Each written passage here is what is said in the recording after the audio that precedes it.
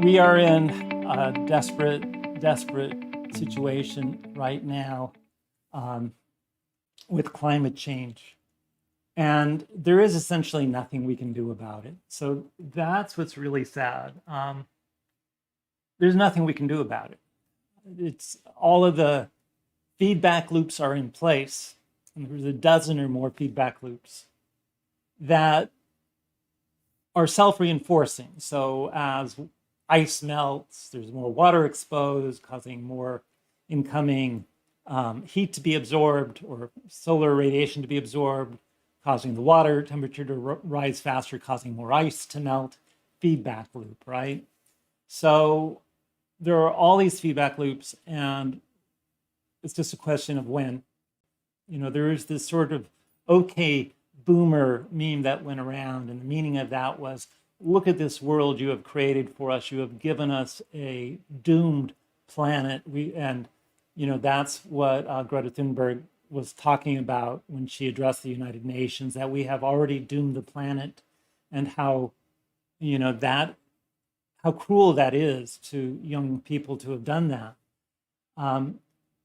I do take exception to that because if you actually look at like all the young people today, sure, there is a group of very motivated climate activists, but there's also 10 times that number who like to party and drive fancy cars and go to baseball games and travel and just live the life, go to Florida for spring break, live the life of a young person that they think they're entitled to by virtue of being a young person in this culture at this time.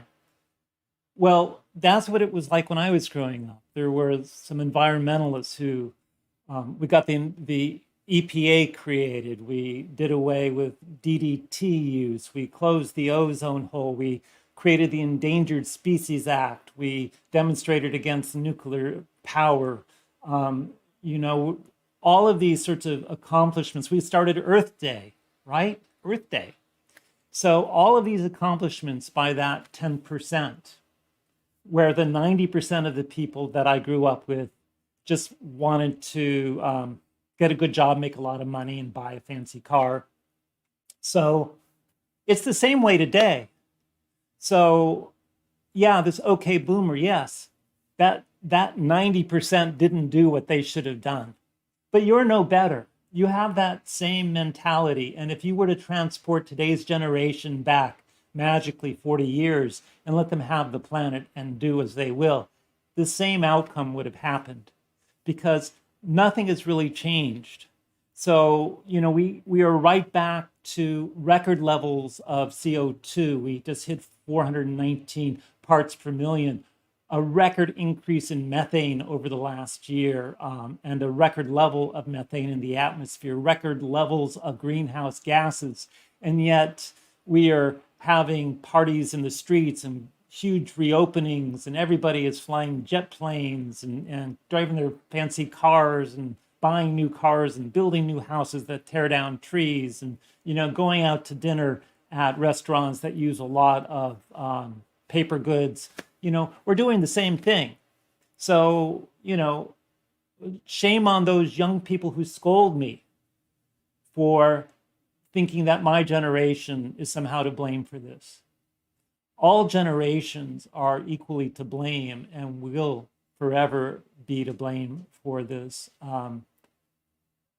what's happening to our planet. And as a consequence of that, I really think that all we can do right now is decide how best to spend our final days on this planet.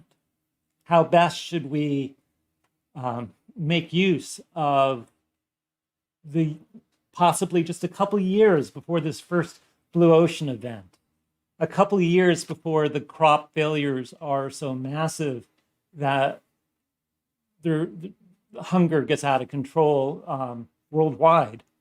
A couple years before climate refugees are in the tens or hundreds of millions, fleeing from parts of the planet that are no longer habitable. So we are just a couple years away from that. So how do we spend these final days?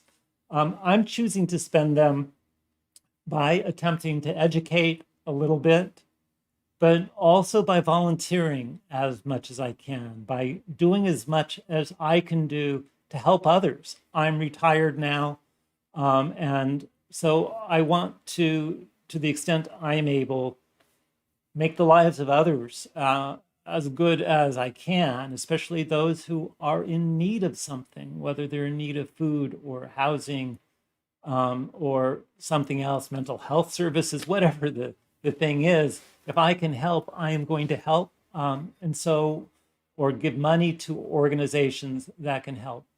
So, my message is very simple. Do what you can to help and be kind to everyone. This is the time to be kind to people, right?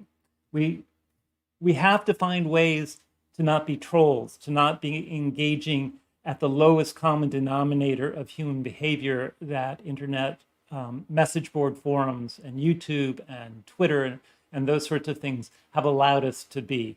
We need to find a way to be the best human we can to as many people as we can. And that starts with generosity, volunteerism, and kindness. So that's what I want to leave you with, all right? Do what you can to be nice to others and to be kind. So this is Elliot Jacobson. I'll see you later.